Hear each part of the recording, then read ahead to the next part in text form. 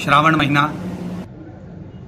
सुंदर पार्थिव शिवलिंगों का पूजन का महत्व हमारे यहाँ शिव महापुराण में वर्णन किया गया है। शिव महापुराण के पार्थिव पूजा महत्व में गीता प्रेस गोरखपुर की शिव महापुराण के 73वें पृष्ठ में भगवान शंकर के पार्थिव लिंग का पूजन का महत्व बताया गया है। आओ आज हम पाठ में भगवान शंकर के पार्थिव पूजन के महत्व को समझते हैं। सूत जी बोले, महर्षियों, पार्थिव लिंगों की पूजा कोटि कोटि यज्ञों का फल देने वाली है।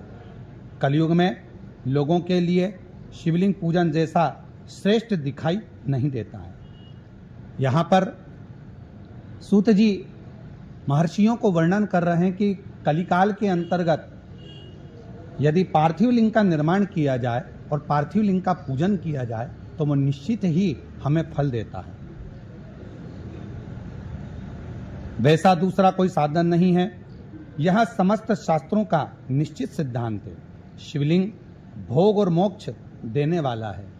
जब हम भगवान शंकर का पार्थिव लिंग का पूजन करते हैं, किसी कामना से करते हैं, किसी कार्यवश करते हैं, मोक्ष की प्राप्ति के लिए करते हैं, तो शिव महापुराण की कथा कहती है कि वो प्रत्येक कामना को पूर्ण करता है।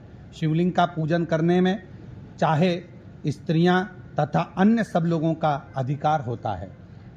हम ज़्यादातर लोग कहते हैं कि स्त्रियां शिवलिंग का पूजन नहीं कर सकती या भगवान शंकर का अभिषेक पूजन नहीं कर सकती, पर यहाँ पर स्वयं सूत जी बोल रहे हैं कि शिवलिंग का पूजन करने में स्त्रियों का तथा अन्य सब लोगों का अधिकार है।